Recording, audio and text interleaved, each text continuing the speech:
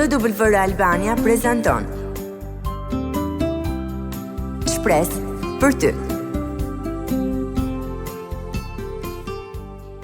Përshëndetje dhe mirë se vini në programin Shpresë për ty. Unë jam Marta dhe ju falenderoj që jeni duke na ndjekur mikesha të dashura në këtë program të ideuar vetëm për ju, me informacione për çështjet jetës së përditshme dhe shumë inkurajim nga fjala e Perëndis.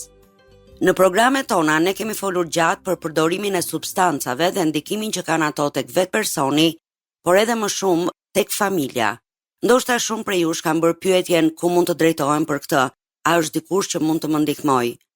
Për t'ju ndihmuar ju apo dikë që ju njihni që është duke luftuar me përdorimin dhe varësinë ndaj substancave, un kam sot në studio zotin Orges Hysenaj, themelues dhe drejtues i organizatës Teen Challenge Albania, që do t'u jap përgjigje shumë pyetjeve që janë duke shqetësuar mendjen tuaj.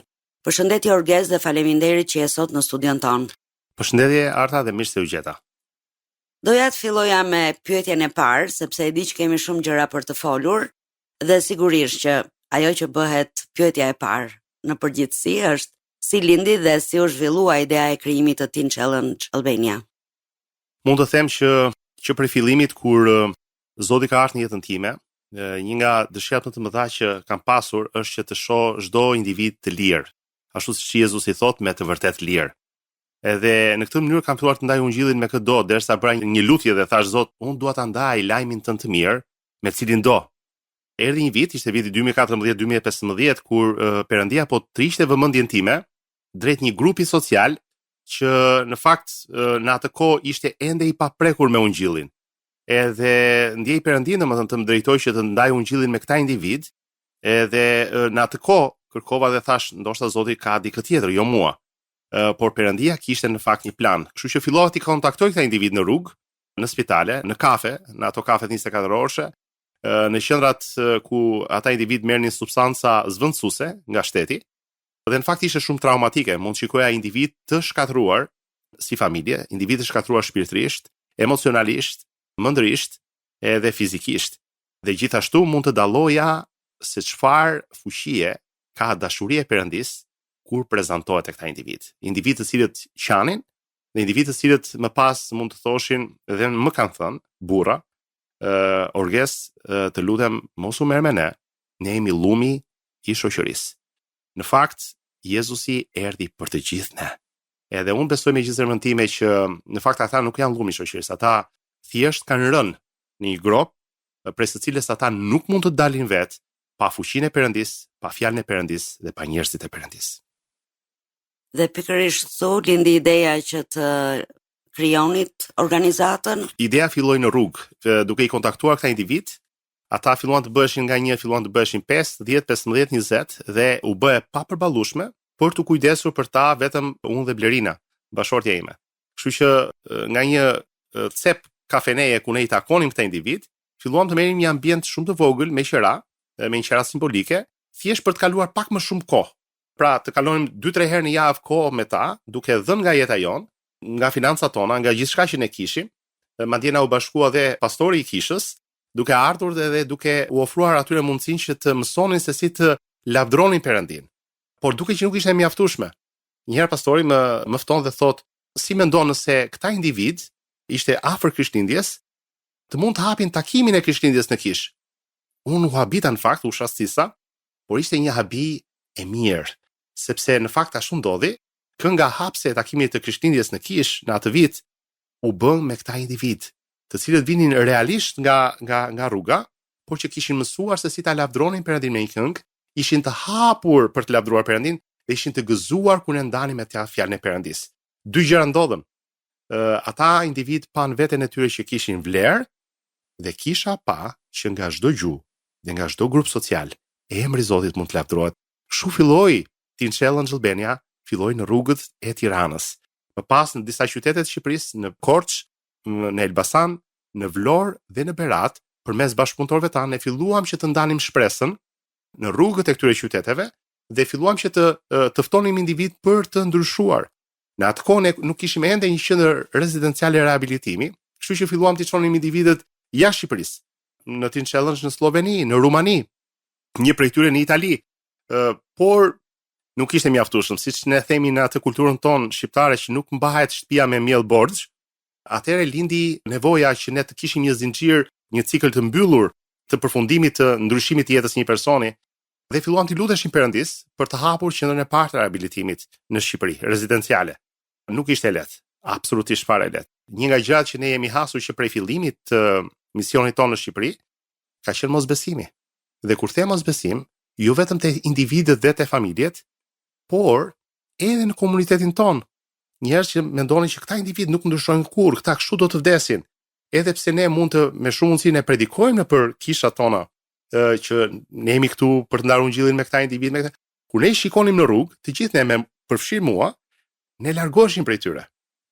Por unë besoj që është plani i Perëndis, jo vetëm për këta individ, por edhe për familjet e tyre, që të mund të përjetojnë shpëtimin dhe dashurinë e Perëndis. Në fakt, mendoj që është një problem shumë i madh me të krishterët sot, të jemi të sinqert. Vështirësia më e madhe është të dalësh në rrugë dhe të flasësh njerëzve për Krishtin apo për atë që ti beson me gjithë zemër se ka ndryshuar jetën tënde dhe mund të ndryshojë jetën e kujdo. Por, të themi të drejtën, nuk është se të gjithë e bëjnë, apo kushdo mund ta bëjë. Kështu që doja që ta lidhja pak me pyetjen tjetër që doja t'ju bëja, çfarë ju motivon ju personalisht, pavarësisht se ju e thatë, pak a shumë si krijues për të punuar në atë që realisht është një nga fushat më të vështira në kohën e sotme. Përdorimi i substancave është një problem, është kthyer në një fenomen tashmë, nuk është më një problem i thjeshtë. Ishim për një vizitë pune në Lisbon dhe çfarë ne kuptuam në atë qytet ishte se 70% e pastorëve, e predikuesve në atë qytet ishin dikur me një të shkuar, të varur nga droga, të varur nga alkooli apo të varur nga lojrat e fatit. Kur ne takohemi me këta individ, edhe çfarë na motivon ne nuk i shikojmë ata si me atë termin e rënd që do përpiqem ta përmend drogaxhi, apo i varur, apo i mbaruar, apo një njeri pa vlerë, por ne i shikojmë ata si njerëz me një identitet, i shikojmë ata si pastorët e ardhshëm, predikuesit e ardhshëm, adhuruesit e ardhshëm, shërbyesit e ardhshëm, njerëz me integritet, njerëz që me shumë mundësi do të kenë një ndikim të jashtëzakonshëm në vendin tonë në Shqipëri dhe atje dhe më gjerë. Çfarë na motivon ne tjetër është shpresa. Shpresa një jete të ndryshuar, gëzimi një familje, transformimi tërësor i tyre. Dhe ne shikojmë këtë, përpiqemi ta shikojmë fundin në fillim, pra nuk i shikojmë me sytë e një personi që është i smur. Jo, ne mezi presim të shohim dhe ne e dim që fjala e Perëndis, fuqia e Perëndis do t'japi fryt në jetën e tyre. Edhe kjo na motivon shumë, na motivojnë fjalët e prindërve. Një prind, djali të cilit, kur themi djalë, ai ishte burr, ishte 30 ca vjeç, i martuar me 2 vajza dhe me një djalë më vonë, mbasi ai përfundoi programin. Kur e takuam tjatin e vet 70 ca vjeç, me shumë mundësi ai rritur dhe brumosur me idetë komuniste në kohën e sistemit komunist, ai bëri një pyetje që kishte mesazhin brenda. Ai buzëqeshi me një fytyrë që i shkëlqeu, me thinjat që i shkëlqenin, dhe ai tha: "Paska Zot?" Ai tha të gjitha vetëm me një pyetje. Edhe në fakt janë këto pyetje, janë këto takime, jo rastësore, por të qëllimta, që neve na motivojnë. Janë ato urata dhe bekimet të nënave, apo të motrave, apo të bashorteve, të cilat na motivojnë për të vazhduar përpara. Shumë e bukur në fakt. E mrekullueshme të dëgjosh këto fjalë dhe ndërkohë që i dëgjon mendon se sa jetë ka ndryshuar. Jo vetëm jeta e personit që ka varësi nga substancat, po e gjithë familjes, edhe e prindërve të tij pavarësisht se në moshë të rritur.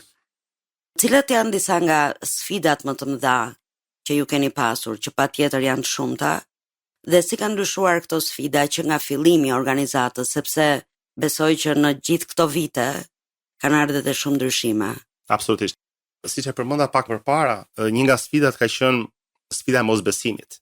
Në vendin tonë në fakt, për shkak të një vendi thellësisht ateist, edhe pse mund të themi që në përqindje njerëzit dalin domethënë me religione të ndryshme, një pjesë e madhe musliman, një pjesë tjetër ortodoks, katolik dhe shumë pak ungjillor, ne mund të shohim që vendi jon vuan pasojat e sistemit komunist, atë që ne shpallëm me një krenari të rënd, që ne nuk besojmë se ka perëndi. Në fakt ne vazhdojmë dhe vuajmë ende pasojat e mosbesimit. Dhe këto janë të shtrira, domethënë gjithandej. Por më e rënd mund të bëhet situata nëse brenda komunitetit ton ne mund të kemi mosbesim që këta individ nuk do të ndryshojnë. Edhe si pjesë e trupit të Krishtit, Teen Challenge Albania, në fakt është dëshmia që me Perëndin është e mundur. Sfida, si thash edhe më parë, prap do ta theksoj, është mosbesimi. Mosbesimi sepse ne si qendër jemi e vetmja qendër shqipfolse me një program të tillë 12 mujor në gjithë rajonin e Ballkanit. Jo vetëm në Shqipëri, pra në Shqipëri është e vetmja qendër, shteti nuk ka një qendër të tillë. Dhe emisionet të tilla në fakt japin zë shpresës, e cila mungon sepse kur individët shkojnë tek mjekët e lagjes apo në fshatra të ndryshëm apo në qytete të ndryshëm që ndoshta ende nuk kanë dëgjuar për këtë qendër rezidenciale, ata i çojnë tek ilaçet. Ilaçi nuk është zgjidhja, injeksioni nuk është zgjidhja, shtrimi në spital nuk është zgjidhja, por ne kemi parë zgjidhjen tek pjesa shpirtërore, sepse ky problem, në fakt, problemi i drogës, i alkoolit apo i lojrave të fatit, çfarë neve na rezulton, është që është një problem thellësisht shpirtëror. Pra, edhe për të ardhur sërish tek përgjigjja e pyetjes që ju shtruat, është ne sot shohim më shumë shpresë.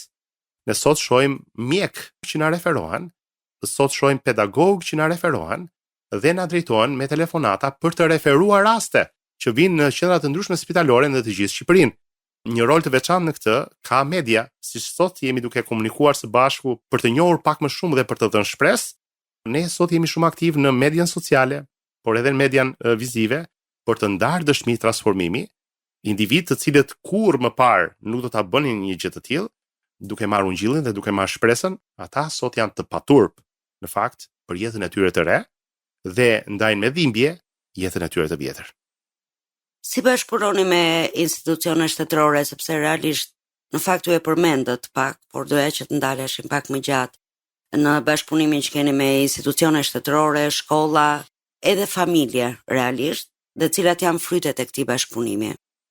Realisht, duke theksuar që shteti nuk ka një qendër të tillë, ne kemi pasur një vizitë nga nënkryetari i Bashkisë së Tiranës bashkë me drejtorët e shërbimeve sociale në Bashkinë e Tiranës, gjithashtu nga drejtori i qarkut, drejtuesi i qarkut për shërbimet sociale në Tiranë, dhe ata kanë ngelur të mahnitur nga ajo punë që bëhet dhe nga jetët e transformuara. Ata kanë pas mundësi që të komunikojnë drejt për së drejti me studentët tanë, ne i quajmë student përfituesin programin ton.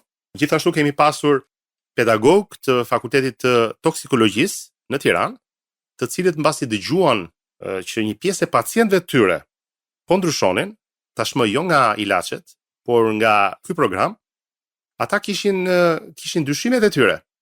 Dhe një ditë na morën telefon dhe thanë, ne duam që të vim të shohim. Edhe në fakt një nga fjalit, një nga ftesat më të veçanta që Zoti ynë në fakt bën në Bibël, i thotë eja dhe shi. Edhe në fakt kjo është ajo përgjigje që unë thash, eja dhe shi. Edhe ata erdhën pan dhe mbetën të manitur. Njëri prej tyre, se dua ta ndaj edhe pak si dëshmi, ai ishte një nga kryenfermierët në një nga pavionët e toksikologjisë për vite me radhë, por në fillesat tona, kur ne shkonim për të takuar me këta individ, në fakt ishte personi që na persekutonte më shumë. Na shante, na bërtiste, na ofendonte, na nxirrte jashtë, edhe nuk na lejonte që ne të takoheshim me këta individ. Po çfarë ndodhi është që kur ai erdhi aty, në fund, ai më çoi mesazh dhe tha, "Urges, faleminderit, ka mesazhin ende. Faleminderit për që na tregove diçka që e kemi pasur përpara hundës son, por nuk e kemi parë për vite me radhë." Ai mbeti mahnitur. Marrëdhënia jon me shtetin është ceremoniale. Ata vinë her pas here kur ne kemi aktivitete dhe marrim pjesë, por realisht ne kemi nevojë për mbështetjen e shtetit në të gjitha drejtimet. Edhe ftesa jonë është e hapur që ata të mund të sigurojnë diçka për të mbështetur bashkëqytetarët tanë, sepse ata nuk janë vetëm të mitë, janë bashkëqytetarët tanë. Dhe nevoja për të ndërhyrë, nevoja për të mbështetur një program të tillë është shumë e madhe në Shqipëri. Pra, në mënyrë të mrekullueshme, edhe sot nuk përjashtohet asnjëherë mundësia që Sauli të kthehet dhe të konvertohet në pal. Me këtë historinë dhe doja të ndalesha në faktu duke ju bërë një pyetje tjetër, çfarë roli luan besimi në procesin e shërimit dhe rehabilitimit? Kemi qenë duke folur gjatë në fakt edhe se nga vime dhe ku jemi, por a mund na flisni pak më shumë për këtë dhe nëse është e mundur edhe ndonjë dëshmi që juve ju ka mbetur në mendje? në fakt besimi është zemra e programit ton. Pa besim është e pamundur që të shohësh mrekulli. Pa besim është e pamundur të shohësh Perëndin, mund të themi. Edhe në fakt ne i ftojmë këta individ avash që të besojnë. Por së pari të besojnë tek ne. Sepse jemi personat e parë që i takojmë ata. Më pas ne i drejtojmë që në fakt të besojnë tek Perëndia, sepse aty është rrënja dhe aty është themeli ku ata mund të ndërtojnë jetën e tyre të re. Individët që ne takojmë janë thellësisht të rrëzuar për sa i përket pjesës së besimit, kanë humbur dhe kanë thyer çdo lloj ure besimi në familje, në shoqëri, apo qoftë edhe te vetja, ata nuk besojnë më që mund të ndryshojnë. Dhe kur ata fillojnë edhe në fakt lëvizin në drejtim të besimit, ne shohim mrekulli. Ne kemi shumë raste jetësh që transformohen nga prekja e ungjillit. Edhe një rast ishte një zotëri i cili kishte mbi 25 vjet, që ishte i varur nga alkooli. Edhe çfarë ndodhi ishte që ajo që ndodh më shpesh në vendet perëndimore dhe jo në Shqipëri, ai ishte në situatë rruge. Pra, familja e tij e kishte nxjerr nga shtëpia dhe nuk e lejonte më nëse ai nuk ndryshonte për të kthyer në shtëpi. Në fakt, familjarët e vet, jo i jati, familjarët e tjerë të vet, na kontaktojnë dhe ne japim mundësi këtij individi, këtij burri, që të hyjë në programin ton. I jati ishte plot me mosbesim. Domethënë nëse djali i tij 45 vjeç, domethënë mund t'ia dilte. Ky zotëri jo vetëm që ja doli 12 muaj në programin ton, por qëndroi edhe 6 muaj të tjerë si vullnetar në programin ton. Sot ai është staf me ne. Edhe çfarë ka ndodhur ishte që tregoi një copës të vogël në momentet e para, mbas 6 muajsh, që ai ishte rezident pa dal nga programi jon, ne japim mundësi që dal dhe të pijë kafe me t'jatin. Jati del, pi kafe me djalin, bën një xhiro dhe na merr në telefon dhe thot drejtor, un kam kërkuar të takoj me djalin tim, jo me klonin e djalit tim. Transformimi ishte i jashtëzakonshëm dhe në fakt ne akuzohemi me të drejtë sepse jo vetëm familjarët nuk i njohin më birin, vllajin, bashortin apo djalin e tyre, por edhe ata vet nuk e njohin më veten e tyre dhe nuk duan ta njohin më si më parë, po ata duan këtë identitetin e ri që në fakt e gjejnë te Krishti. Edhe për të ardhur sërish tek pyetja që ju shtruat, besimi është thelbësor në programin ton. Edhe ne mbjellim çdo ditë nga pak besim, duke ditur që është Perëndia i do ta bëjë që të rritet. Edhe ne shohim këtë gjë jo menjëherë. Prandaj programi është i gjatë, është i vështirë dhe ne themi që ky është një program për burra dhe jo një program për të përgdhelur. Edhe ne kemi disa intervista që ne bëjmë përpara se sa individët të vinë në programin ton për të matur nivelin e motivimit dhe për të parë nëse vërtet ata duan të ndryshojnë apo thjesht duan të vinë në një fjetin. Edhe ne duam të merrem në fakt vetëm me ata persona që realisht duan të ndryshojnë. Ata persona që janë të lodhur, e thonë unë nuk dua që të vazhdoj me këtë lloj jete, unë dua një jetë të re. Në fakt ne i drejtojmë pasaj për të pasur jo një jetë të re, po një jetë plotësisht të re. Shumë emocionuese. Por kemi folur për se si ndryshon një person nga ky program. Unë doja të pyesja, ju vetë personalisht si keni ndryshuar? Kjo shërbes me Teen Challenge nuk është vetëm jetë ndryshuese tek individët që përfitojnë në programin ton. Po në fakt është jetë ndryshuese për të gjithë ne që jemi të përfshirë në dhënien e këtij shërbimi apo këtyre shërbimeve. Edhe ne nuk mund të mos ndryshojmë, sepse në fakt është të rrethohesh nga kaq shumë ti je çdo ditë duke dhënë nga jeta jote. Ti je çdo ditë në fakt duke marrë nga Perëndia. Ti je çdo ditë duke u kujdesur për këta individ dhe jo vetëm, po edhe për familjarët e tyre. Është në fakt është një privilegj. Është një privilegj shumë i madh sepse kur ne mendojmë që këta individ janë të varur, janë të rrezikshëm, ndoshta i vëmë dhe nofka të tjera, i quajmë kriminal, i quajmë individ që i përjashtojmë nga rrethi jon shoqëror. Në fakt, në momentin që mëkati largohet nga jeta e tyre, mund të shikosh që është një privilegj i madh të kesh mundësi të qëndrosh me këta individ sepse ata janë si unë dhe ti dhe kanë vlera të cilat të rigjehen në Krishtin edhe bëhen madje edhe më të bukura, më jetë transformuese. Edhe ne jemi vërtet të privilegjuar nga Perëndia. Është një mision i vështirë, nuk është një mision i lehtë, Ne rallëherë mund të përballemi me shantazhe, me kërcënime, me fjalë fyese, me largime, me individë domethënë që dorëzohen, por edhe ne nuk jemi prej guri. Ka raste që edhe ne na dridhen gjunjt apo mund të dorëzohemi, por mbajmë njëri tjetrin, nxisim njëri tjetrin, motivojmë njëri tjetrin, lutemi për njëri tjetrin dhe në këtë mënyrë në fakt ne rritemi. Pra, kjo punë që bëjmë, kjo shërbes që bëjmë, ky mision ku jemi të përfshirë, është jetë ndryshues më së shumti edhe për ne. Duke qenë se gjithë stafi është në kisha të ndryshme në qytetin e Tiranës, madje edhe kishat janë duke u bekuar së tepërmi, sepse ato dëgjojnë dëshmi nga kolegët tanë dhe ata vinë me dëshmi nga grupet e shtëpiave apo na kishat ku ata bëjnë pjesë që ata kanë parë lot tek vëllezërit, tek motrat apo te familjarët e tyre, ndërkohë që ata kanë ndarë se çfarë është duke ndodhur tek ajo qendër e vogël. Shumë bukur. Në fakt, minutat që ne kishim në dispozicion për programin ton kanë mbaruar, por unë do të kisha kënaqësinë që ne të vazhdoni bisedën edhe në programin e ardhshëm. Mikesha të dashura, ne do të dëgjohemi sërish në programin e ardhshëm, por para se të ndahemi, doja t'ju kujtoja që për çdo pyetje që mund të keni, kërkesë për lutje apo për të ndarë historinë tuaj, mund të na shkruani në adresën tonë twr-albania kutija postare 130 Tiranë, mund të na dërgoni një email në twr-albania@gmail.com ose të na shkruani në faqet tona në Facebook dhe në Instagram Shpresë për ty. Ndërkohë, do të thosha që nëse dëshironi të kontaktoni Teen Challenge Albania, mund të dërgoni një mesazh në faqet e tyre në Facebook dhe në Instagram. Bashkë do të dëgjohemi sërish në programin e ardhshëm, deri atëherë miru dëgjofshim dhe Zoti ju bekoft. Ndoshët programin Shpresë për ty.